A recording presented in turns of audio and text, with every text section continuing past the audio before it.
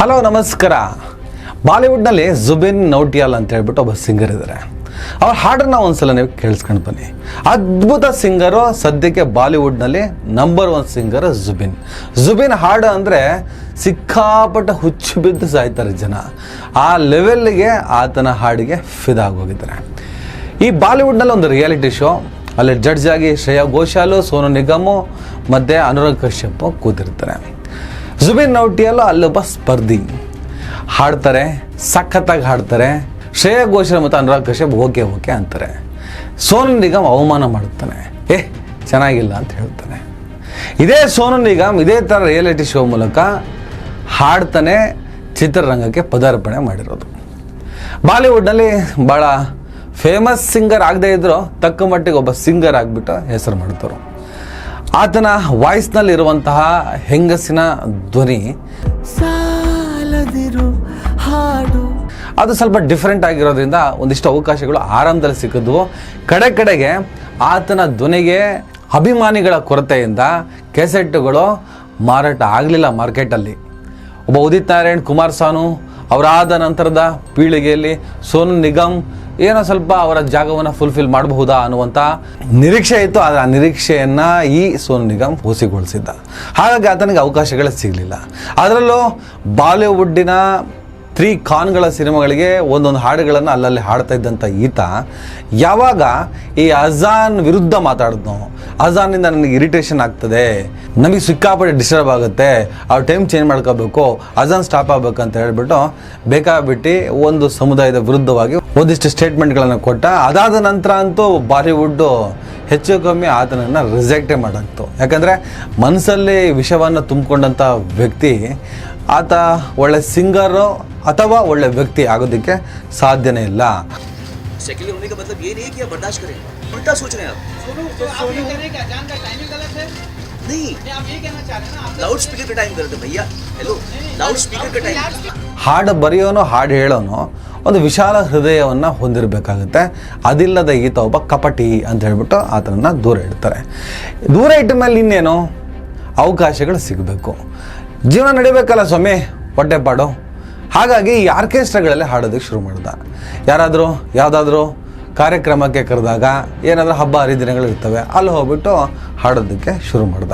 Orchestra singer ಆಗಿ ಉಳ್ಕೊಂಡಿದ್ದಂಥ ಸೋನು ನಿಗಮ್ಗೆ ಕರ್ನಾಟಕದಲ್ಲೂ ಕೂಡ ಅನೇಕ ಕಾರ್ಯಕ್ರಮಗಳಿಗೆ ಕರೆಸಿ ಹಾಡಿಸಿದ್ದಾರೆ. ಈ ಚಿಕ್ಕಬಳ್ಳಾಪುರ ಉತ್ಸವ ಅಂತ ಹೇಳ್ಬಿಟ್ಟು ನಮ್ಮ BJP ಸುಧಾಕರ್ ಒಂದು ಕಾರ್ಯಕ್ರಮವನ್ನು ಮಾಡಿರ್ತಾರೆ. ಅದಕ್ಕೂ ಬಂದು ಹಾಡಿದ್ದ. ಅಲ್ಲೂ ಏನೋ ಗಾಂಚಲಿ ಮಾಡಿದ್ದ, ಯಾರ ಮೇಲೋ ರೇಗಕ್ಕೆ ಹೋಗ್ಬಿಟ್ಟಿದ್ದ. ಹೀಗೆ ಆತನ ಚಾರಿತ್ರ್ಯವೇ ಸರಿ ಇಲ್ಲ, ಬರೀ ಕಿರಿಕ್ ಪಾರ್ಟಿ.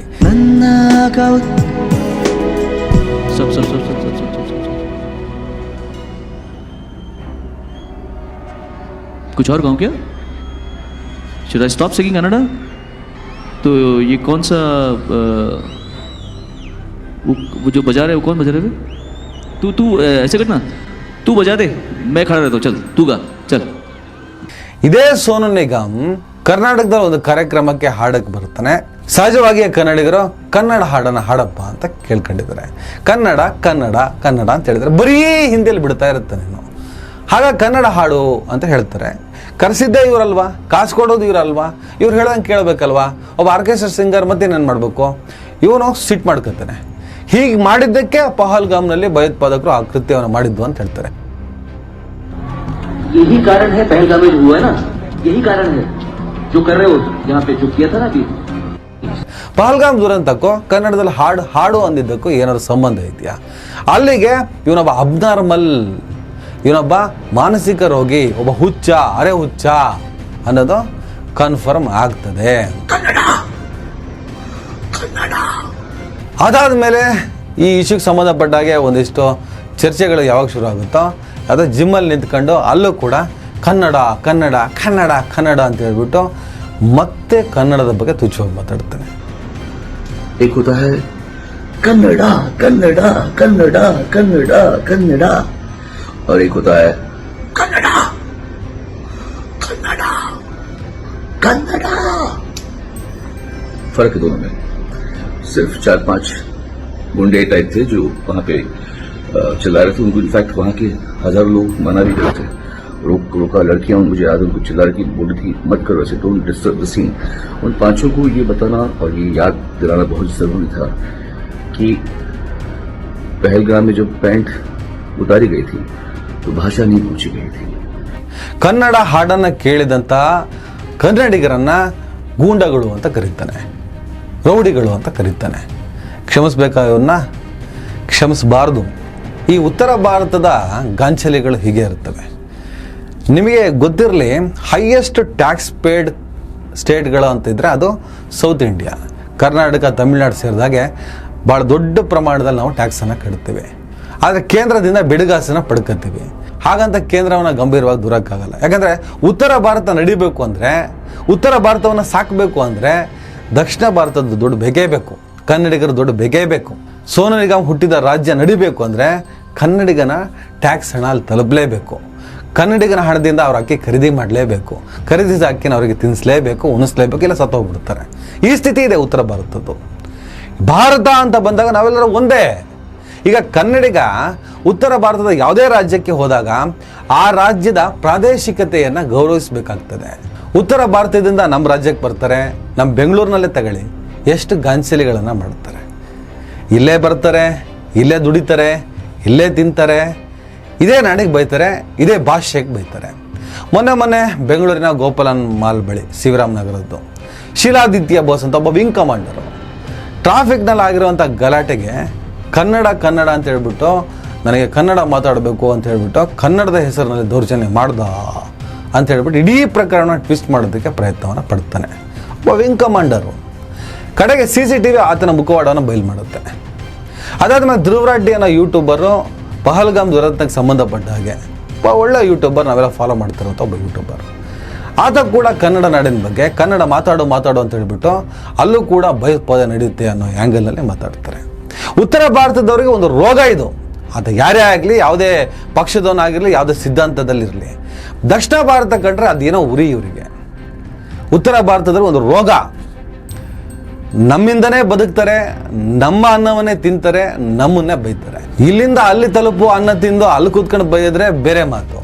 ನಮ್ಮ ನಾಡಿಗೆ ಬಂದು ನಮ್ಮ ವೇದಿಕೆಯಲ್ಲಿ ನಿಂತ್ಕೊಂಡು ನಮ್ಮನ್ನು ಬೈತಾರಲ್ಲ, ಇದನ್ನ ಯಾವ ರೀತಿಯ ಗಾಂಚಲಿ ಅಂತ ಹೇಳ್ಬೋದು. ಸದ್ಯಕ್ಕೆ ಏನು ಮಾಡಬೇಕಂದ್ರೆ ಈ ಸೋನು ನಿಗಮ್ನ ಕನ್ನಡ ಚಿತ್ರರಂಗ ಮತ್ತು ಕರ್ನಾಟಕ ಬ್ಯಾನ್ ಮಾಡಬೇಕು. ಆತನನ್ನು ಕರ್ನಾಟಕದೊಳಗಡೆ ಬಿಡ್ಕೋಬಾರ್ದು. ಯಾರೇ ಆಗಿರಲಿ, ನಾಳೆ ಮಹಾರಾಷ್ಟ್ರದ ಬಗ್ಗೆ ನಾನೇನಾದರೂ ಕೆಟ್ಟದಾಗ ಮಾತಾಡಿದೆ, ನನ್ನನ್ನು ಬಿಡ್ಕೋಬಾರ್ದು. ಮಹಾರಾಷ್ಟ್ರ ಒಂದು ನಾಡಿಗೆ ಮರ್ಯಾದೆ ಕೊಡದವರು, ಒಂದು ನಾಡಿಗೆ ಅವಮಾನ ಮಾಡೋರನ್ನ ನಾವು ಅವಕಾಶನೂ ಕೊಡಬಾರ್ದು, ಒಳಗೋ ಬಿಡ್ಕೋಬಾರ್ದು.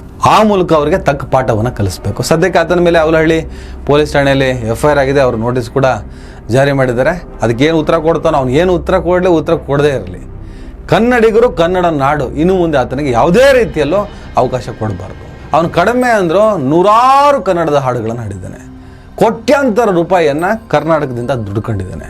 100 ಆರ್ಕೆಸ್ಟ್ರಾಗಳಲ್ಲೂ ಬಂದು ಹಾಡಿದ್ದಾನೆ. ಕೋಟ್ಯಾಂತರ ರೂಪಾಯಿ ಸಂಪಾದನೆಯನ್ನು ಮಾಡಿದ್ದಾನೆ. ಒಬ್ಬ ನಿರುದ್ಯೋಗಿ, ಬಾಲಿವುಡ್ನಿಂದ, ಹಿಂದಿ ಚಿತ್ರರಂಗದಿಂದ, ಬೇರೆಲ್ಲ ಚಿತ್ರರಂಗದಿಂದ ತಿರಸ್ಕೃತಗೊಂಡಂಥ ಒಬ್ಬ ವ್ಯಕ್ತಿಯನ್ನು ಕರೆಸಿ ಏನೋ ಹಾಡಪ್ಪ ಅಂತ ಹಾಡಿಸಿದ್ರೆ ಆತ ಉಂಡು ತಟ್ಟೆಯಲ್ಲಿ ಅಮೇಧ್ಯ ಮಾಡಿ ಎದ್ದು ಹೋಗ್ತಾನೆ. ಒಬ್ಬ ನಮಕ್ ಹರಾಮ್ ಈತ, ನೋ ಡೌಟ್ ನಮಕ್ ಹರಾಮ್. ಬಾಲಿವುಡ್ ಚಿತ್ರರಂಗದಲ್ಲೂ ಕೋಟ್ಯಾಂತರ ರೂಪಾಯಿ ಸಂಪಾದನೆ ಮಾಡಿ ಅಲ್ಲೂ ಕೂಡ ರಾಡಿ ರಂಪಾಟವನ್ನು ಮಾಡಿ ಅಲ್ಲಿಂದ ತಿರಸ್ಕೃತಗೊಂಡು ಕರ್ನಾಟಕಕ್ಕೆ ಬಂದು ಇಲ್ಲಿ ದುಡ್ದು, ಇಲ್ಲಿ ತಿಂದು, ಇಲ್ಲಿ ಕನ್ನಡಿಗರನ್ನೇ ಬೈದು ಎದ್ದು ಹೋಗ್ತಾನೆ ಅಂದರೆ ಎಷ್ಟು ಕಾಂಚಲಿ, ಎಷ್ಟು ಕೊಬ್ಬಿರ್ಬೋದಲ್ವಾ ನಿಮಗೆ. ಸೋನು ಒಬ್ಬ ಕೆಟ್ಟ ಸಿಂಗರು, ಒಳ್ಳೆ ಸಿಂಗರ್ ಅಲ್ವೇ ಅಲ್ಲ ಆತ. ಸಿಂಗರ್ ಅಂದ ತಕ್ಷಣ ಒಬ್ಬ ಮೊಹಮ್ಮದ್ ರಫಿ ನೆನಪಾಗ್ತಾರೆ ನಮಗೆ, ಒಬ್ಬ ಲತಾ ಮಂಗೇಶ್ಕರ್ ನೆನಪಾಗ್ತಾರೆ ನಮಗೆ, ಒಬ್ಬ SP ಬಾಲಸುಬ್ರಹ್ಮಣ್ಯಂ, S ಜಾನಕಿ, ಒಬ್ಬ ರಾಜ್ಕುಮಾರ್ ಅವರ 10% ಆದರೂ ಹಾಡಕ್ಕೆ ಬರ್ತದೆ ಆತನಿಗೆ? ಏನೂ ಇಲ್ಲ. ದುರಹಂಕಾರ. ಕರ್ನಾಟಕ ಮತ್ತು ಕನ್ನಡ ಆತನಿಗೆ ನೇಮನ್ನು, ಫೇಮನ್ನು ತಂದು ಕೊಡ್ತಾ ಇದೆ, ಬದುಕನ್ನು ಕಟ್ಕೊಡುತ್ತೆ. ಆದರೆ ಆ ಋಣ ಇಟ್ಕೊಂಡಿಲ್ಲ ಅಂದರೆ ಬೇಜಾರಿಲ್ಲ. ಬೈಯೋದು ಅದು ಉತ್ತರ ಭಾರತ ದಕ್ಷಿಣ ಭಾರತದ ಮೇಲಿಟ್ಟಿರುವಂತಹ ಭಾವನೆ ಅನ್ನೋದು ನಮ್ಗೆ ಅರ್ಥ ಆಗಲಿ. ಹಾಗಾಗಿ ಮುಂದಿನ ದಿನಗಳಲ್ಲಿ ಕರ್ನಾಟಕ ಆತನನ್ನು ಯಾವುದೇ ರೀತಿಯಲ್ಲೂ ಬೆಂಬಲಿಸಲೂಬಾರ್ದು, ಯಾವುದೇ ರೀತಿ ಅವಕಾಶವನ್ನು ಕೊಡಬಾರ್ದು. ನಾಡು ನುಡಿಗೆ ಗೌರವ ಕೊಡದ ಅದ್ಯಾವನೇ ಆಗಿರಲಿ, ಆತ ನಮ್ಮ ಲೆಕ್ಕದಲ್ಲಿ ನಾಡದ್ರೋಹಿಯನ್ನು ನಾವು ಒಳಗಡೆ ಬಿಡ್ಕೊಳ್ಬಾರ್ದು ಅಂತ ಹೇಳ್ತಾ ಇವತ್ತಿನ ಈ ವಿಡಿಯೋವನ್ನು ಮುಗಿಸ್ತಾ ಇದ್ದೀನಿ. ನಮಸ್ಕಾರ. ದಯವಿಟ್ಟು ಎಲ್ಲರೂ ಈ ಚಾನಲ್ನ ಸಬ್ಸ್ಕ್ರೈಬ್ ಮಾಡಿ. ನಿಮ್ಗೆ ಇಷ್ಟ ಆದರೆ ಈ ಚಾನಲ್ಗೆ ಜಾಯ್ನ್ ಆಗಿ. ಈ ವಿಡಿಯೋ ಇಷ್ಟ ಆದರೆ ದಯವಿಟ್ಟು ಎಲ್ಲರೂ ಶೇರ್ ಮಾಡಿ. ಸ್ವತಂತ್ರ ಪತ್ರಿಕೋದ್ಯಮವನ್ನು ಬೆಂಬಲಿಸಿ.